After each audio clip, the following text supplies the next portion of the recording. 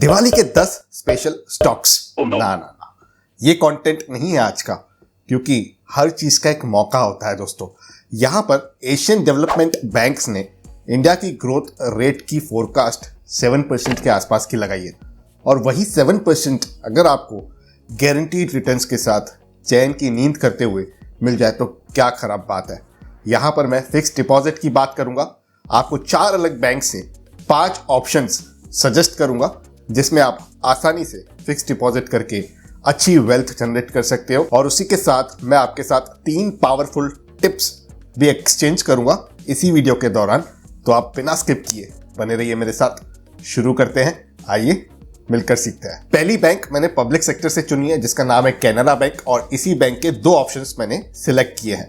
Option 1, 5 से 10 वर्ष में आपको यहाँ पर 7% के रेट ऑफ इंटरेस्ट देखने के लिए मिलेंगे। ये जो रेट ऑफ इंटरेस्ट आप देख रहे हैं ये रेगुलर सिटीजन्स के लिए है, सीनियर सिटीजन्स के लिए यहाँ पर 0.5% का इंटरेस्ट रेट ज्यादा है।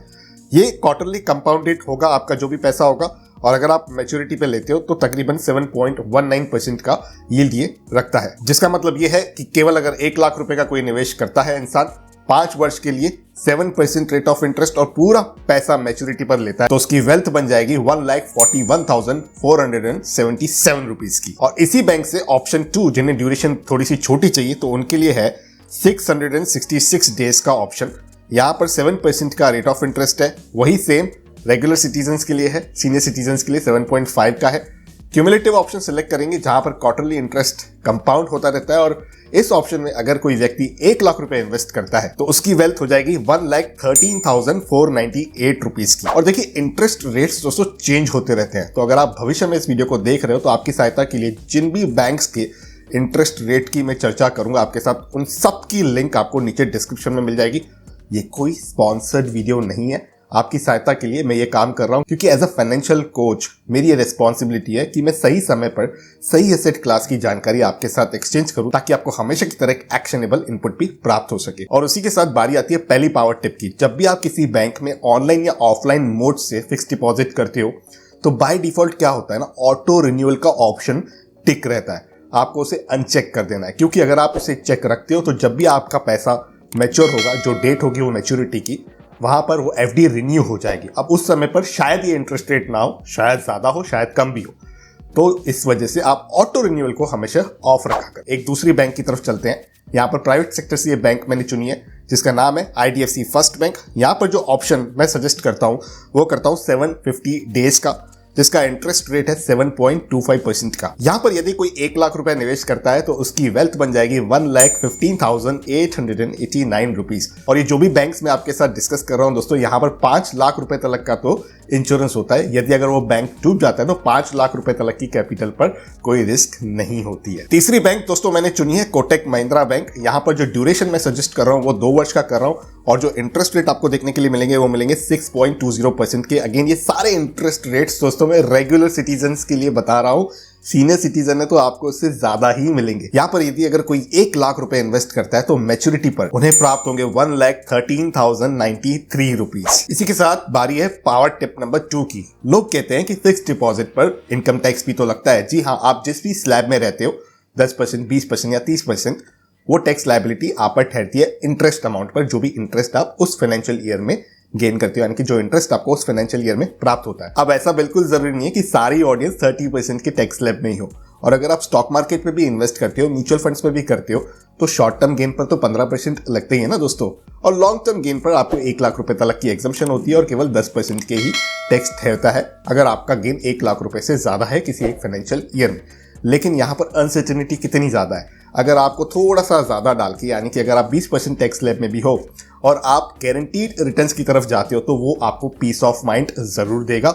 मैं ऐसा बिल्कुल नहीं कहता हूं कि सारा का सारा पैसा आप शेयर बाजार से निकाल कर फिक्स डिपॉजिट में डाल दें, लेकिन एसेट एलोकेशन एक बहुत ही इंपॉर्टेंट एक्सरसाइज है जिस पर आपको जरूर नजर रखनी चाहिए, और उसके अकॉर्डिंगली आपको अपने पैसे को अलग अलग एसेट क्लासेस में बांट के रखना चाहिए। अब बढ़ते हैं आखिरी बैंक की तरफ, यानी कि चौथी बैंक, ऑप्शन नंबर 5, जो मैंने चुनी है आईसीआईसीआई बैंक। यहाँ पर टेन्योर मैंने 5 वर्ष का चुना हुआ है, जहां पर इंटरेस्ट रेट है 6.20% का रेगुलर सिटीजन के लिए। यहाँ पर यदि कोई 1 लाख रुपए इन्वेस्ट करता है तो मैच्योरिटी पर अमाउंट हो जाएगा 1,27,902 रुपीज का। अब तीसरी और आखिरी पावर टिप की तरफ बढ़े उससे पहले सारी चीजें मैं समराइज कर देता हूँ। यहाँ पर आप देख पा रहे हो कैनरा बैंक में आपको 2 ऑप्शन मिले, 7% दोनों का इंटरेस्ट रेट है। ड्यूरेशन एक की है 666 डेज की और एक की है 5 ईयर्स की।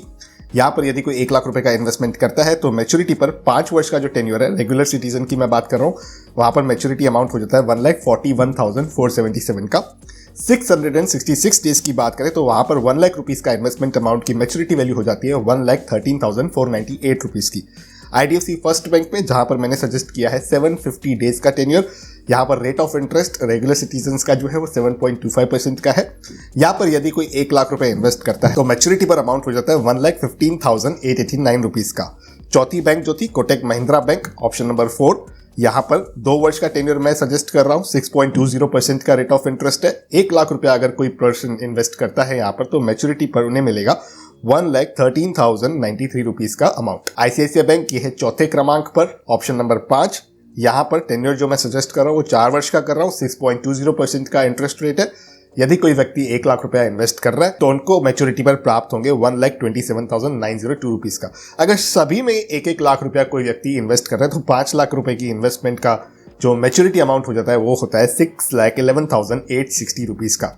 अब यहाँ पर अगर आपको केवल 10-10 हजार की इन्वेस्टमेंट करनी है तो आपका मैच्योरिटी अमाउंट जाहिर सी बात है 11,000 हो जाएगा, और अगर आप 10-10 लाख रुपए की एफडी करते हो तो यहाँ पर आपका मैच्योरिटी अमाउंट जो है वो 11 लाख रुपए तक भी पहुंच सकता है। ये आपका निजी फैसला होगा जो आप अपने रजिस्टर्ड फाइनेंशियल एडवाइजर के माध्यम से ले सकते हैं, या तो अपने रिस्क प्रोफाइल के अनुसार भी आप किसी भी निवेश के फैसले को ले सकते हैं। बारी आती है पावर टिप नंबर 3 की, कि आखिर किसी फिक्स डिपॉजिट में इन्वेस्ट करना चाहिए। देखिए क्या होता है, शेयर मार्केट या म्यूचुअल फंड्स में जो भी हम पैसे डालते हैं लंबी अवधि के लिए डालते हैं और गोल बेस्ड इन्वेस्टिंग करते हैं। कि मान लीजिए 15 वर्ष के लिए मैंने एक टारगेट सेट किया था कि हर महीने में एक फिक्स अमाउंट की एसआईपी करूंगा या स्टॉक्स खरीदूंगा। अगर उसकी मैच्योरिटी वैल्यू 1 करोड़ की हो गई तो वहां पर मेरा वो गोल मीट हो जाएगा। यदि आज आपकी वो मैच्योरिटी वैल्यू 1 करोड़ की हो गई है और अभी कुछ वर्ष बाकी है, 2-3 वर्ष बाकी है, तो उन लोगों को फिक्स डिपॉजिट में पैसे पार्क करने चाहिए, ताकि ऐसा ना हो कि जब गोल का ड्यू डेट आ जाए तब मार्केट नीचे चली जाए और आपका जो कैपिटल है उस पर रिस्क हो जाए, उसकी वैल्यू घट जाए। तो ये एक सबसे बढ़िया प्रिवेंशन है कि यहाँ पर अगर आपको प्रॉफिट मिल रहा है, आपके गोल का जो अमाउंट था, टारगेट अमाउंट था, वो मीट हो चुका है, तो उस कैपिटल पर आप प्रोटेक्शन ले लें और फिक्स डिपॉजिट करा दें। सारे इंटरेस्ट रेट्स आज के डेट में बहुत ही बढ़िया है, पर्सनली मुझे बहुत अच्छे लग रहे हैं। यहाँ पर ये मौका आपको डेफिनेटली फ्यूचर में लाभदायक ही साबित होगा। तो इसी के साथ करते हैं कंक्लूड आज के इस इंफॉर्मेटिव वीडियो को। दिवाली की शुभकामनाओं के साथ आप सभी को हैप्पी दिवाली। आपके परिवार के साथ आप अच्छे समय बिताएं और रिस्क फ्री इन्वेस्टमेंट को भी अपने पोर्टफोलियो में जगह दें। आपके सहायता के लिए सारे ही बैंक्स की जो लिंक है नीचे डिस्क्रिप्शन में दे दिया आपके सहायता के लिए। आप चाहे तो उन्हें विजिट करें। भविष्य में अगर आप वीडियो देख रहे हो तो एक बार जरूर इंटरेस्ट रेट्स को वेरीफाई करें, क्योंकि ये इंटरेस्ट रेट्स जो है वो चेंज भी होते रहते हैं। तो मैं आशा करता हूं कि आपको ये वीडियो पसंद आया होगा। अगर आप सहमति रखते तो वीडियो को लाइक करें। पर्सनल फाइनेंस से सारे वीडियोस अगर आपको देखना पसंद है तो आप मेरे यूट्यूब चैनल को सब्सक्राइब भी कर दें, जिससे मेरे आने वाले सारे वीडियोस का अपडेट आप तक पहुंचता रहेगा। तो इसी के साथ करते हैं कंक्लूड आज के इस इन्फॉर्मेटिव वीडियो को यहीं पर। जल्द मिलते हैं किसी और इंटरेस्टिंग टॉपिक के साथ किसी और दूसरे वीडियो में। तब तक अपने हेल्थ का और वेल्थ का जरूर अच्छे से ख्याल रखिएगा।